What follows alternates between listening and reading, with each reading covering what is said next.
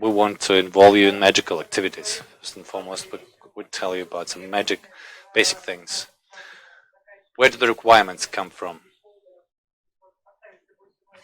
I mean, stakeholders, clients. We're going to talk about the rules, about the distributing heads. Then we will talk about testing. We'll talk about testers, how they work with requirements. We'll talk about the quality of the requirements and the communication process. And we also try to understand how to make the process better. Anyway, let's start from the basics. These thoughts have been around for a while. Where the requirements come from? They come from everywhere. We'll answer the question why. But the basic understanding of the requirement is that it's something comes from the client. Why? How can the clients differ and how they influence the life of the tester is another thing. In the classic understanding, the requirement is something that comes from the client, and becomes some sort of documentation. It may seem that the requirement is some capacity of analysts that allows them to understand who wants what in the project. Consequently, if we try to understand what the life of an analyst looks like, in particular in relation with other stakeholders, as you see in the picture, there are lots of sources of requirements and communication. Here we try to understand what the middle ground is when we have a project team, we have a client with various levels. We have an analyst, poor analyst, who is in the center of all that. If there were no errors with requirements, it would be really bad, because every communication operation of the analyst with each stakeholder, and we know that for the analyst, all the participants of this communication process are stakeholders. It all boils down to requirements. Now let's talk about the main client, who they are and why the stakeholders and others, team members, can put on hats and exchange roles. Going back to the business analyst, we must say that it's a person who works with the requirements and the documentation. And they communicate a lot.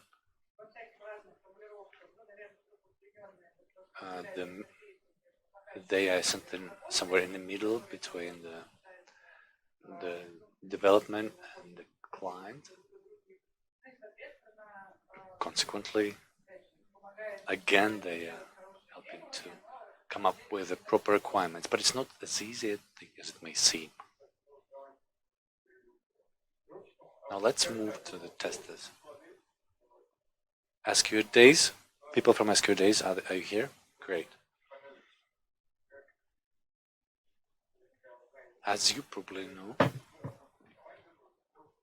I work as a tester. Is not only a person who is looking for bugs, but they also get involved in the development process from the very beginning, together with other stakeholders. They define the quality and the strategy of the project. Also, during the development process, they monitor the quality assurance and the strategy of the quality assurance, and they introduce changes and improvements depending on the context. If something needs to be changed, they do that. QA engineer and tester, they'll define the issues and some bottlenecks that appear during the development process. Thus, they help to deal with them. Of course, they also help developers if needed. And sometimes testers know better. They analyze the features. They conduct regression testing, give feedback on usability of the product, of the end product. convenient it is, and they write automatic tests using this CD pipeline. That's exactly what they tell at other conferences. When is QA BA? The testers usually also write a lot of documentation, testing strategies, test cases, and you may be lucky or not to find yourself in a project where there are no test cases at all.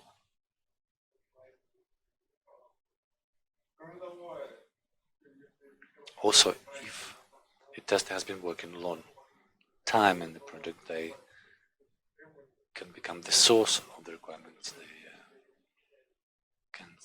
They know that there are some bottlenecks, technical limitations, and issues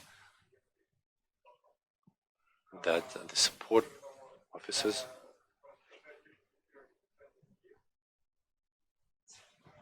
also. One of the test case strategies is turn them into a user story and become part of the final documentation. Also, during the research testing, testers can focus and can highlight the issues. When is a BA a QA? One of my colleagues became a tester who said that now I can be a tester and do some other things, and before that I was only a BA. During the test writing process, Analyst consult testers. It also happens often that an Analyst conducts business testing and approval testing and UX testing before the product reaches the end client. An Analyst can also participate in the beta testing process. Maybe some of you regularly do this. Why am I saying this? Very often, analysts and testers, they change roles and tasks.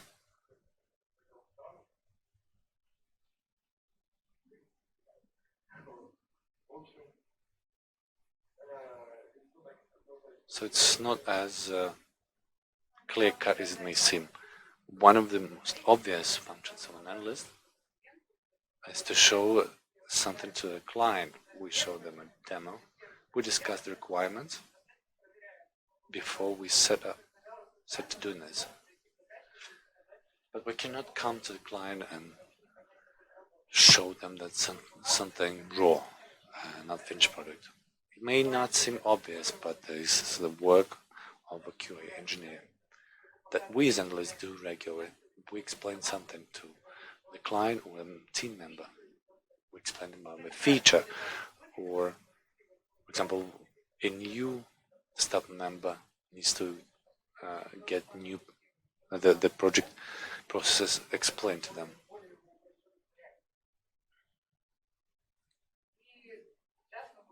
Now I'm going to try to answer the question, who's the most important stakeholder in the project? It's not as easy as it may seem, yet again. As we already discussed, there can be different stakeholders. Thus we can divide them, decompose them. Clearly we can divide the clients into internal and external ones, but we all know that our team is this way or the other. Some clients of ours, an interested person. But as we see from the picture, Analyst in the middle of the picture here, surrounded by many processes and people, it may happen that it's hard to define who is the most important person. Or is it the guy from the business guy with big chunk of money, the main one? Is he the main guy? I don't know. In the safe agile framework development, there is a scheme on how to work in a team, how the team members communicate with management and so on. Can you see a line in this scheme? The scheme is real, by the way. Not exactly this one. No, that's the wrong answer.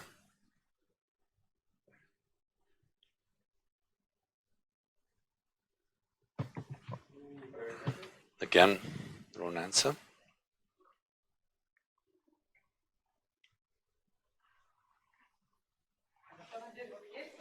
In fact, it's there.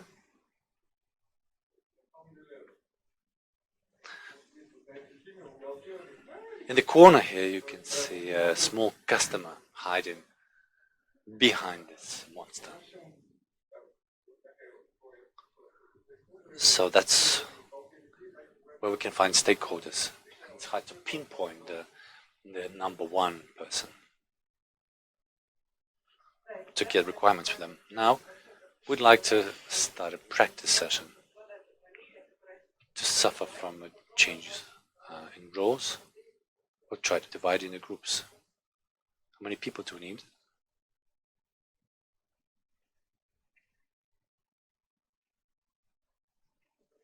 I guess we need 3 groups.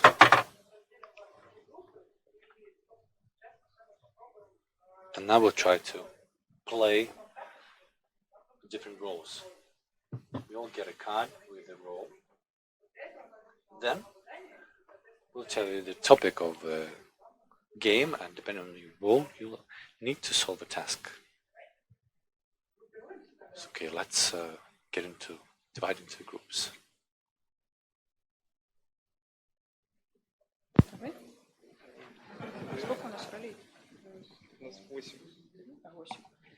Да, нам, наверное, нужно групп. I think we need groups of 8 people.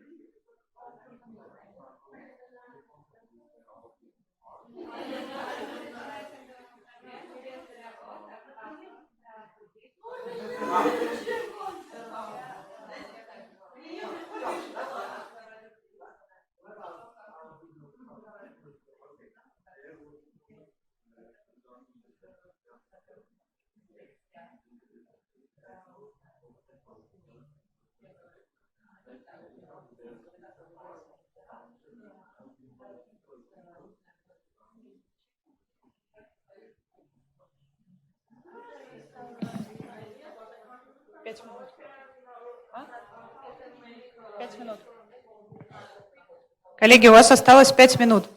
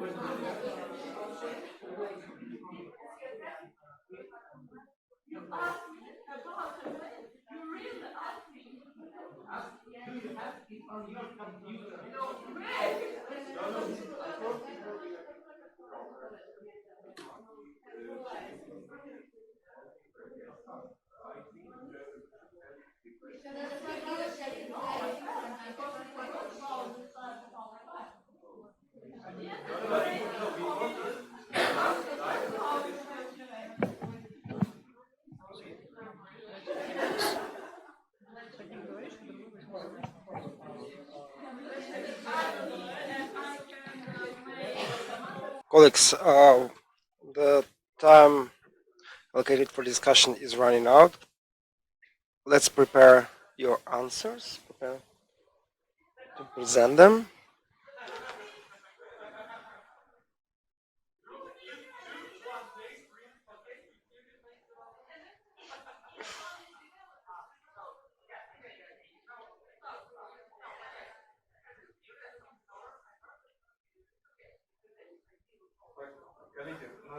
So, colleagues, the time is running out, so let's start with the answers. Is any of the teams ready? Maybe.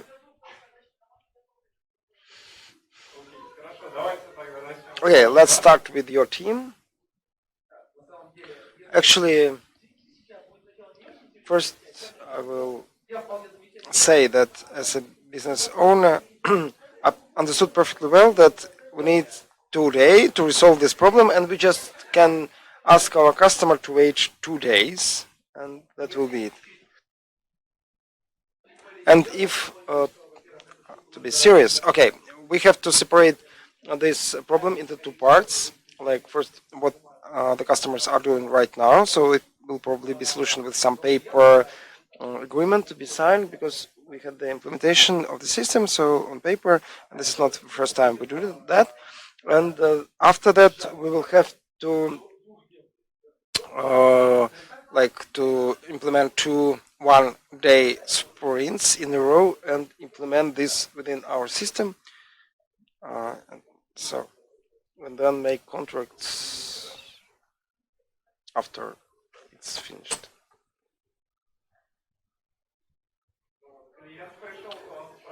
Okay, let's imagine that the customer approaches you with this problem.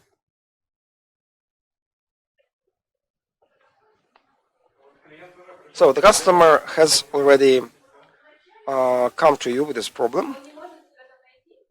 But what's the problem? He cannot find himself or he sees the contract, but he cannot sign it.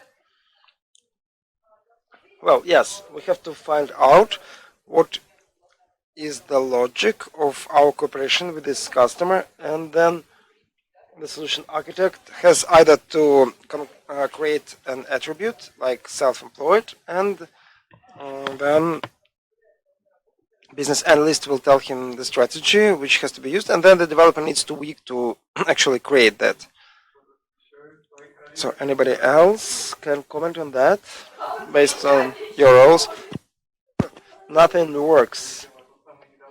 You are probably the most unsatisfied customer. I'm a business department who serves coffee to a customer, but we ran out of coffee. But I think we have to kick support and then make the contract manually first, and then solve the problem. Because in our case, we run out of coffee, and the customer is still in the office, and we need 2 days sprint. Yeah, customer is a very important stakeholder in this case. You're right. Thank you very much. Okay, let's move to the second team. Okay, so we estimated it as 2 months. We need 2 months and we need a lot of documentation. And for now, the customer will be put on hold, on a parking break, I would say. So we'll give the customer our assessment and then the managers will make a decision. And what shall we do with the customer?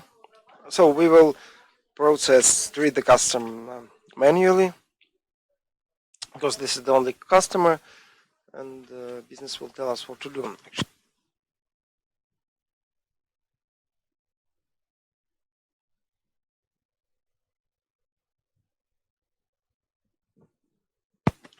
Okay. Does anyone want to comment? Yeah. So as far as we understand, it might take 1 month or 2 months.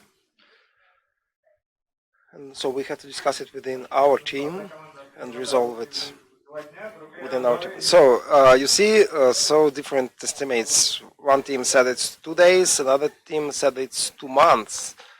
It's very different, actually.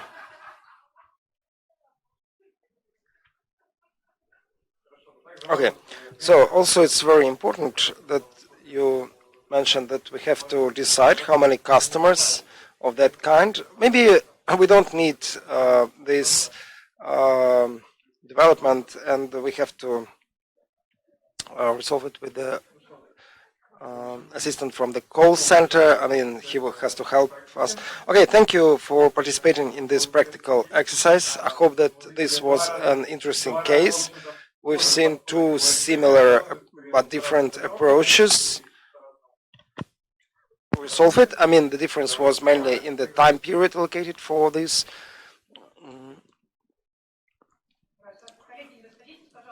Colleagues, stay please in the same teams. We have some more for you. And so we've decided that the same problem might have completely different approaches to resolve it. So as we've seen with such a standard situation, sometimes something might be wrong with the requirements. We try to decide who is to blame for that. And actually, when we're looking from the point of view of an analyst, it seems that an analyst is a fool if something is wrong with the documentation on the business side. And so normally analyst is to blame for all that. But as we know, in all the golden standards of business analysis, it's stated that the requirements have their own quality criteria. Probably you remember this list of good requirements. I think this is quite contradictory, because if we talk about the atomic or agreed concepts, it's quite clear, but when we talk about being verifiable, traceable, then sometimes I have questions, because what is the completeness of requirements, and is it always good when we have a huge documentation which some of the team members might not be able to read? Okay, it complies with the quality criteria, but it doesn't fulfill its function, basically. And also we have a classical example which testers really like, and this is the cost of defect elimination. Normally it's minimal if it's detected at the stage of requirements, and that's why it's quite important to start testing as early as possible to save money and to get a budget for something more. To give bigger salary to the team, etc. So of course you always can find a way to spend money. So how shall we check the requirements, and what do testers normally, or maybe analysts as well, what do they normally do for that? So for this, it's better to check every object of requirements, to think about negative scenarios, about various boundary conditions, to check if conditions, because if there are too many of those, they are overloading the functionality, the complexity growth, and here we can use so-called solution tables. And also we have to avoid a reference to asking someone, because even at the stage when not everything is defined on the feature, so we can specify something. We can ask Vasya from the parallel team, and then we find out that Vasya is sick, fell sick, and all that happens at once, and we have to, of course, continue developing it, but we have to avoid any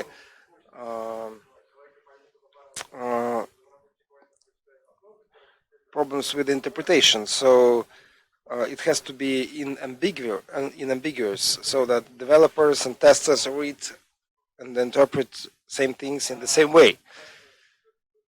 Also, we have to try to avoid one of the same points repeating themselves at the beginning and at the end. So, I mean, because then we change the requirement at the beginning of the list, and then we don't forget to change it at the end, and it's a mess. And also,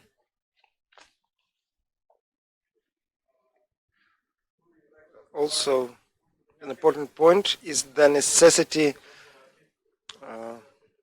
of requirement or feature. That's what you marked in the practical task. So, I mean, sometimes you have a half-a-year budget, and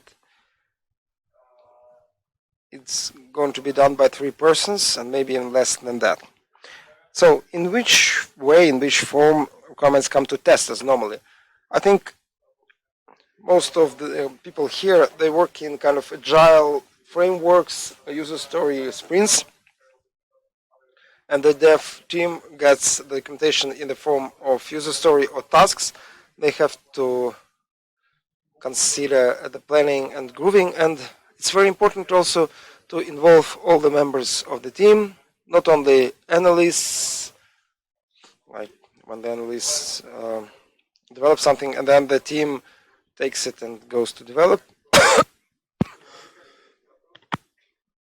We need also to testers to be involved in this process and check user stories for the good requirements criteria that we discussed earlier.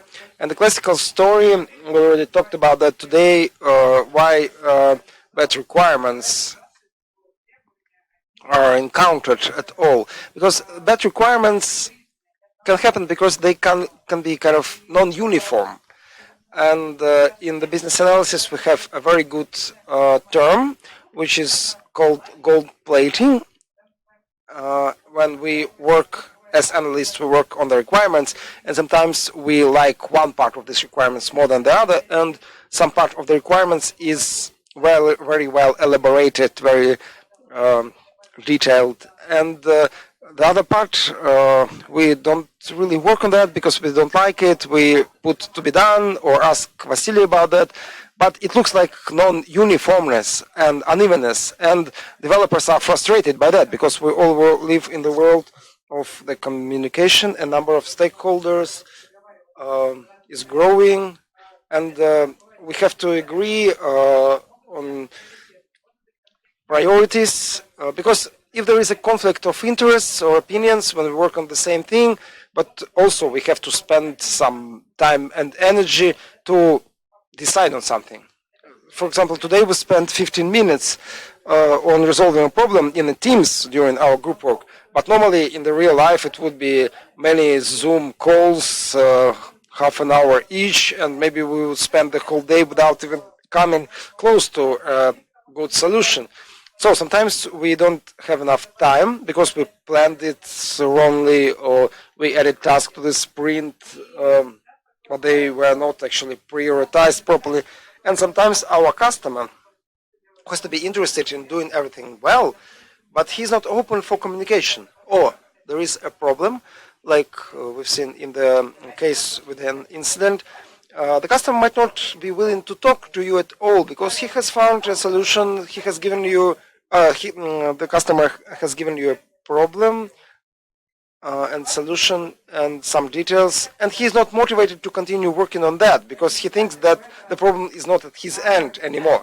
So there are different situations, and now we'll touch you a little more with practical exercise, and we'll be looking at the bad requirements.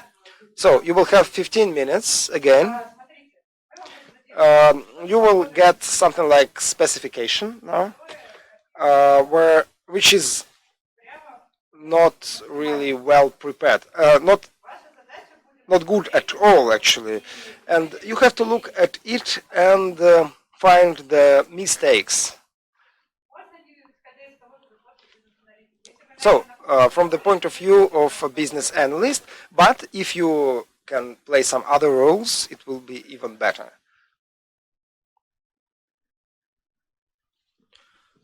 А у нас есть еще раздатка? Do we have handouts? Еще. А вот там еще сзади хотят ребята тоже. Так. Попроси поделиться. А мы можем засечь 15 минут, пожалуйста?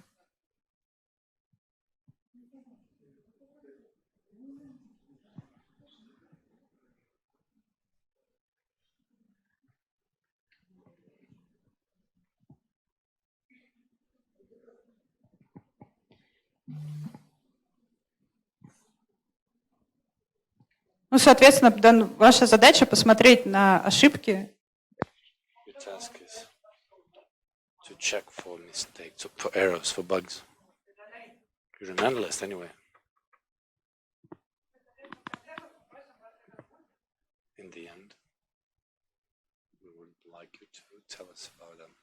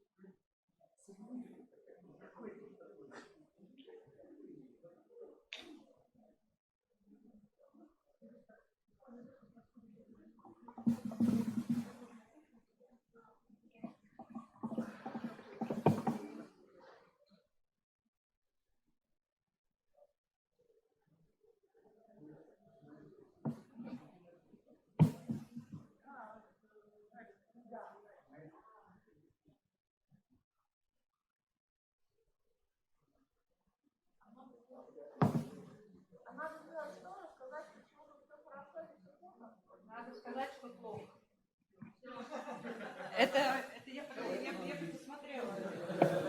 А язык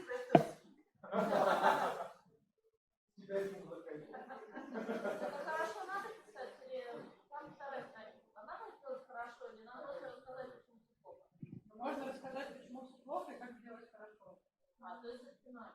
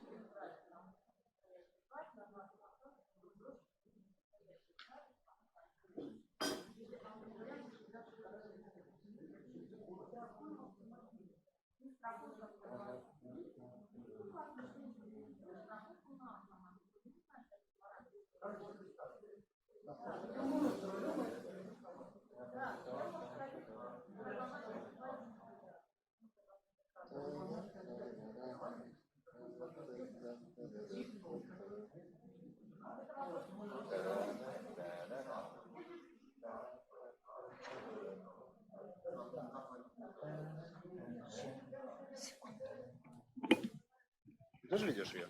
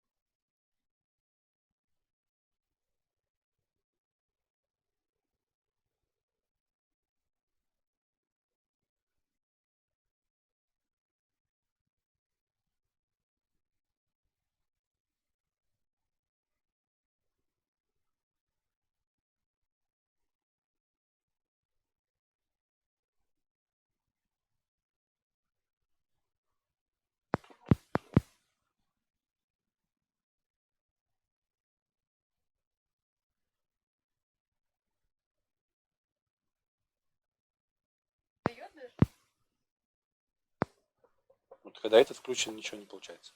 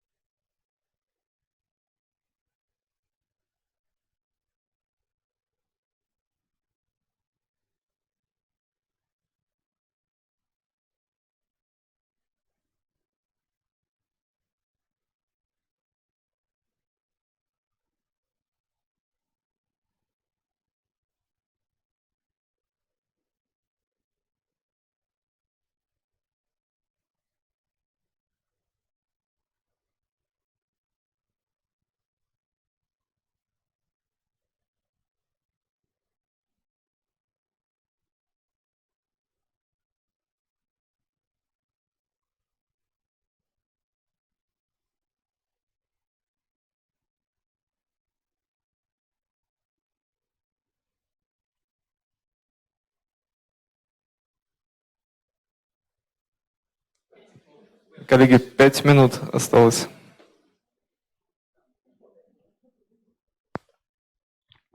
Colleagues, we have 5 minutes remaining.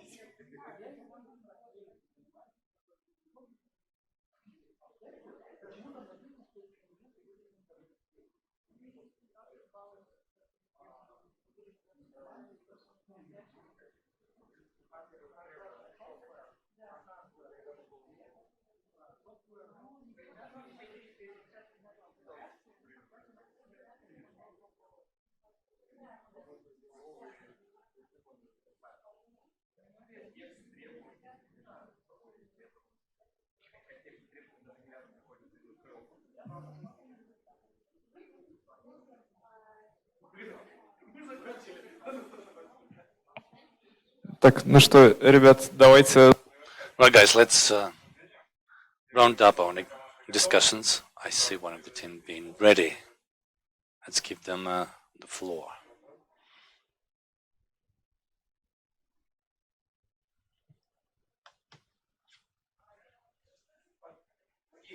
Fine. So the question one: what part of how much of the budget do we have left?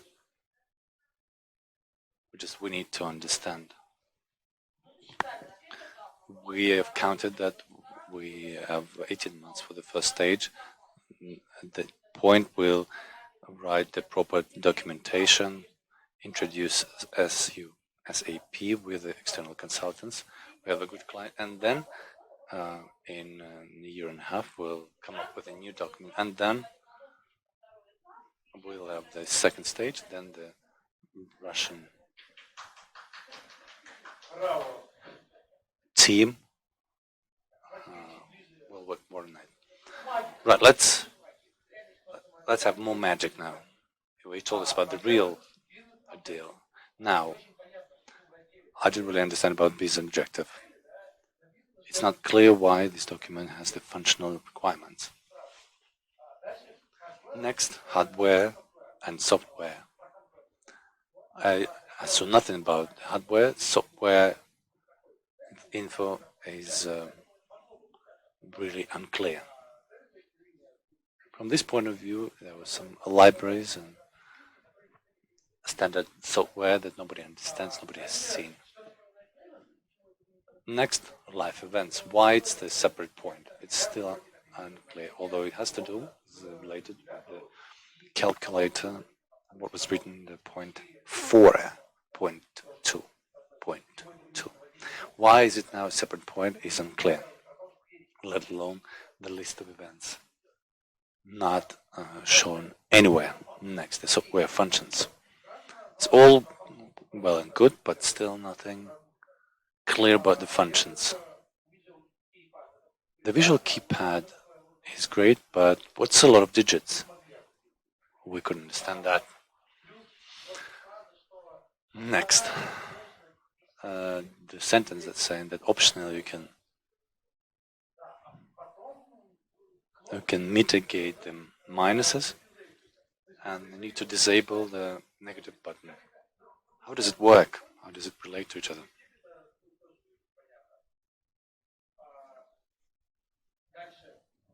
Next, the coverage. And the point 4.2.2 doesn't have too much additional information, so it's incorrect. How does the time and vehicle relate to what's happening with the calculator? One thing is to do it while driving, but another thing is do it separately. Next, we have the point 4.2.3 with drivers, which seem to be more logical. Point 4.2.2 has 6 different options. It's still outside of our discussion. Well, the prototype is fantastic. Really like what it said, that it's complicated in the VK in 2008. Well, that's basically it from me. You can add what you want. I'd like to get answers to the question, which cars we insuring against what? What kind of clients we may have? Physical persons or commercial organizations. Overall, we just want to rewrite the whole thing. Thank you.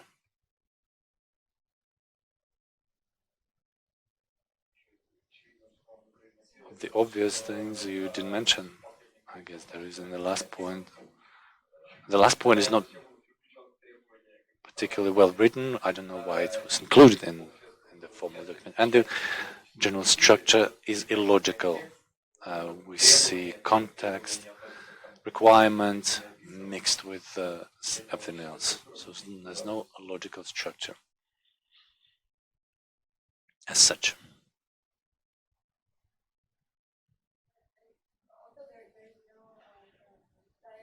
User flows, user journey, use cases, and also there is the criteria are set like to say that these components would affect the solution, but it's not defined how, like in which numbers, in which calculations, in which algorithms they should affect. Ну, нет скоринговой модели. There's no scoring model as such, but I actually did like the document. Why? Because it has something written in it. It has a lot of errors, and you definitely understand that people who wrote it are sillier than you, which means it's a bonus, and we'll get money from working on it for 18 months. Point 3 shows that they wrote how they felt, which means they added the insurance of the second driver and the marriage contract means that they can also sell real estate along the way. So I guess it's an ideal document as a starting point. And then you need to just add good architect and analyst, and they'll be fine. Just imagine you come to a client and you get 2 pages that have main points. That's a paradise. Where there's no budget figures. Thank you for very different and various conflicting point of view on this. Let's give floor to the second team. I think we agree with all the comments, previous comments. But still, I would like to say that in all points we lack concrete details and specifics, specific data and requirements. In the second, I'm sorry, in the point 4, we have paragraph 4, it says there's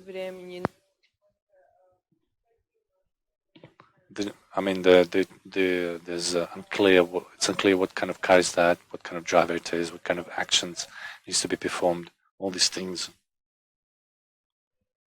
are unclear.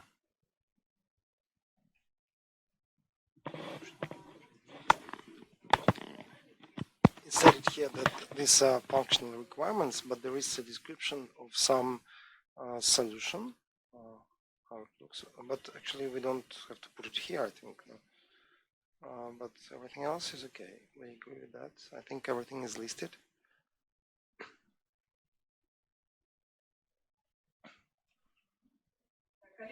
Colleagues, thank you.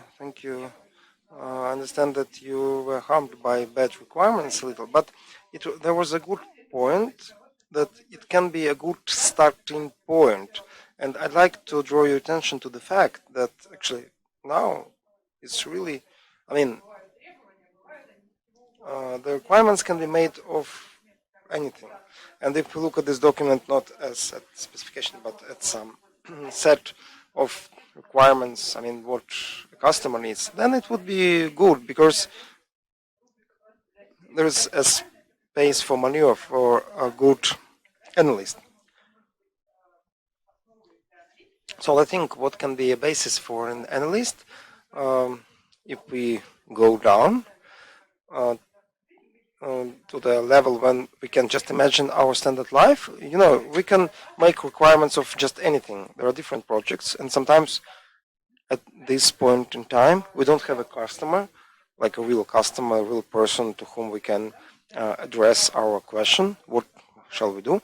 And then we can do it differently. Like in the test documentation, in the projects which last during some period of time, the test cases, the test plans, they are all source of data for forming requirements. But we also shouldn't forget that there are different types of documentation. If when we talk about very tough systems like banks, etc., we have a set of rules, regulations, and commonly accepted principles. And we also know that the requirements to currency, to bank transfers in currency are different in Hungary and in Russia. And having an access to these documents, we can take some details from there. So if we develop a system of bank transfers, we have to be based on these official documents. And don't forget to talk to people, not only to end users, but to all who participate in the project and to the whole team. That can be a very good source of requirements. Don't forget about the pictures. There was a comment that all the diagrams, all the pictures, the whole visual component we have, it's also a source of requirements. And here we have to get back to the question. Recently there've been, for the last couple of years, there've been a trend and asking, but who does need that? Because we have a lot of problems with documentation, with the requirements. Sometimes it seems that we are going towards the situation when we don't need any specification at all. And I know that some of my colleagues support this idea. The specifications in the formal formally we don't need it actually, yes, but in any case we have to deal with some type of document, and also there is a question: what exactly do we call specifications? What are the specifications? I don't want to start debates on that, but I just want to show you that there is difference in approaches, because currently we have a lot of projects, and I think you might encounter that as well, when you get into a very technical project where you have to describe some integrations, and you will not have any specification on paper at all. You will have a markdown or a swagger which will describe what's happening in the system, and that might be kind of like sufficient for you. And this is, of course, a very complex subject. And the final practical exercise for you today on requirements will be, okay, let's look at the situation. Like Natalya already said, that very often now we have no specification, we have nothing. But let's imagine that you have joined as business analysts to a very experienced team which been working on product development for a while already, and in the team there are some agreements, processes. The team does not document anything. They just deploy in Jira a task, develop microservice, and they take developers, develop it for 2 weeks, then make automated tests and sends it to prod.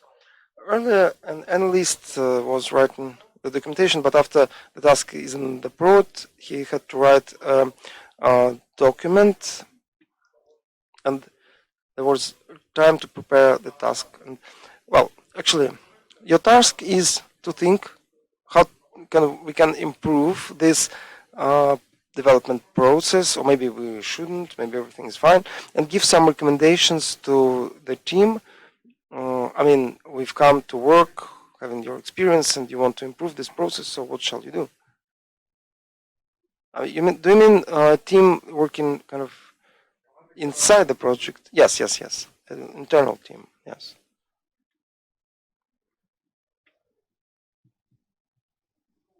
Okay, you've come to this project and you are used to working differently, right? Okay, you can say that everything is fine and nothing is to be changed. It's also an option, yes. But sometimes there are incidents, something is not signed, some signatures cannot be put on the document, customers are ringing, asking for support.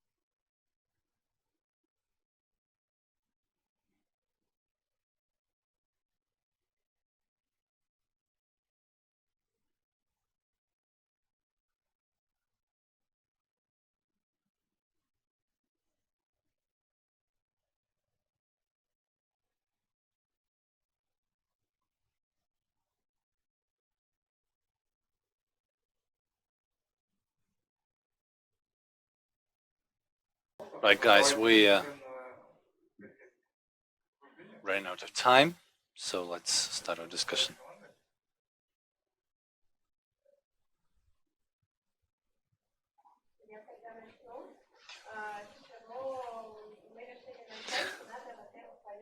I think we should understand who's responsible for what and come up with a matrix to understand how the process inside the team operate, to understand if they have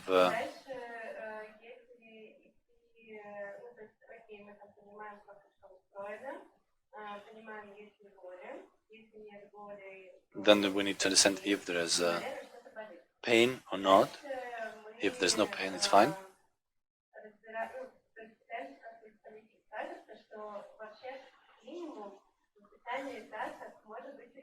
In the description of the tasks, there could be more info.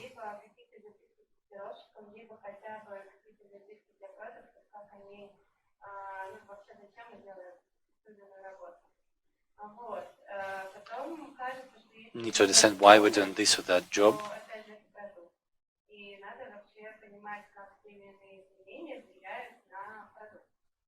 And we need to understand how the changes affect the product.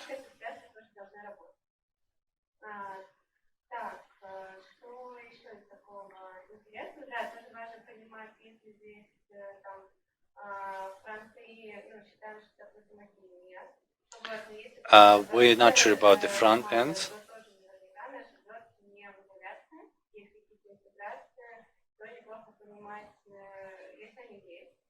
We need to understand if it's possible to integrate other API.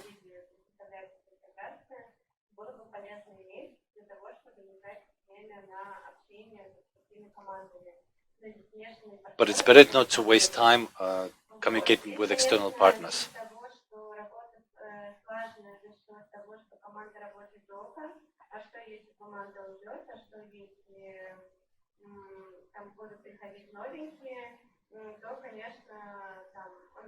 But if the new guys come, the onboarding will be difficult. But again, this needs to be solved in the context.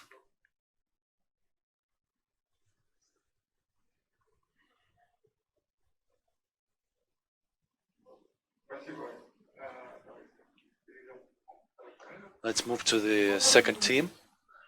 So we'll be whining. We think that the business analyst is not needed here at all. Why? Because judging by what is written here, usually it looks like the developers are so lazy they cannot write comments or generate documentation. Basically, they are fine with it, so it may seem that until we understand the investor's goals, understand the C-levels of work, the strategy, it will be difficult to engage in transformations. Or we just give them analyst team, an agile coach, and give them 18 months to do it. Basically, that's a great way of earn some money, in a crooked way. But that's not what we're going to do, but it's possible.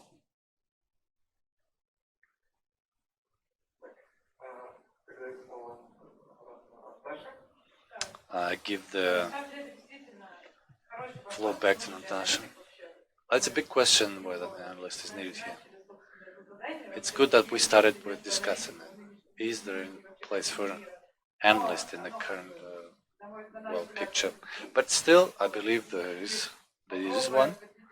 And concluding things, I think we wanted to show you. I think that there could be different roles, different approaches, and even though we are wearing the magical hat that sent us to Gryffindor, to business analysis, very often we do the job that, even though it may sound sad, that's not ours, in the sense that we often try somebody else's roles, which is actually fine, but it is relevant not only for the analyst, but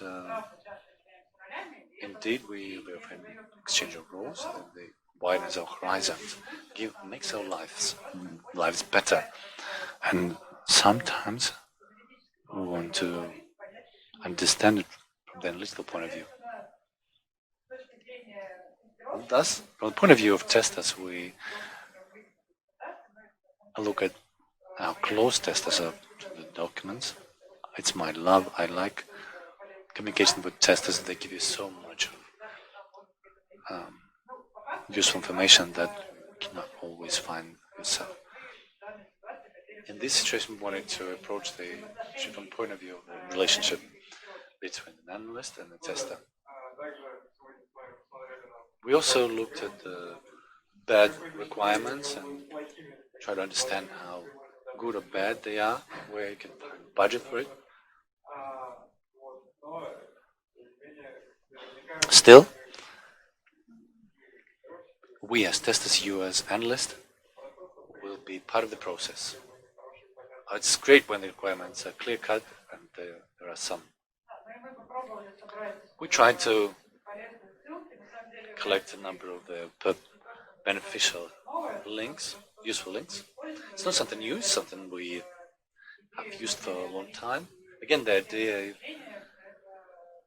systemic approach is necessary for an analyst. Our colleague Natalya has written a lot about this. I guess there are people here who would like to dispute this and also dispute the need for analysts and testers. Well, I hope you liked it. We found it interesting. Thank you very much for spending 90 minutes with us. Hopefully you did not get too tired. We're ready to answer your questions. Thank you.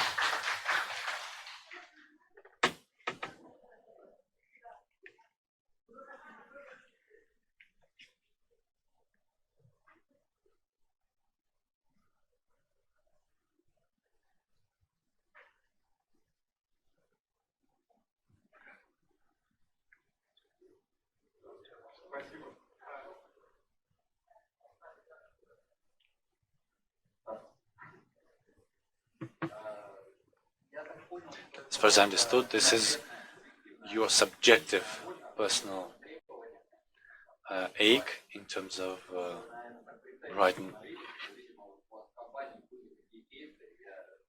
special requirements, like ask Vasya. I guess the focus was that on that because you fought with that in the past. Indeed, I came across this, and as a tester, I once joined a team that had a well-established process, but I couldn't understand where the information was coming from. Indeed, if it's a well-built team, it works fine, but when the new team members come, processes start malfunctioning. It was long ago in the far galaxy, faraway galaxy.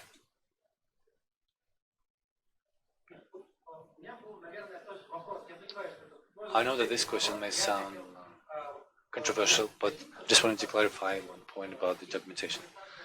There's documentation about the requirements that preceded the development, and there's documentation that describes what has been done. For us, it's a knowledge database. Not necessarily the analyst writes after the developer. It's more of a business kind. We don't have technical details. We think technical details should be looked into the code by the business purpose. Why we did it is something we keep. You told us about the documentation. You are big fans of it. Did you tell us about one of the two or the two variants? Why do you need both of them? I have one or two. One, the first or second one, but I don't think you really need both of them at the same time. I may be subjective about that, but I'm a fan of there being only one thing, but it depends on the project, on the situation you're in. Where I work now, this option is more logical. Again, you have an example where you write documentation, and then you have a spin-off of a product, and you get a performance of two kinds of development. The product requires a different approach to documentation. In one case was a third option, because there was a story about whether you needed the specifications in 2022. It could be a set of user guides for end user. This technical documentation written by developers and an analyst that everybody contributes to. It will be using a purely technical language. That's the third option. You cannot select the right option, you just find yourself in a context.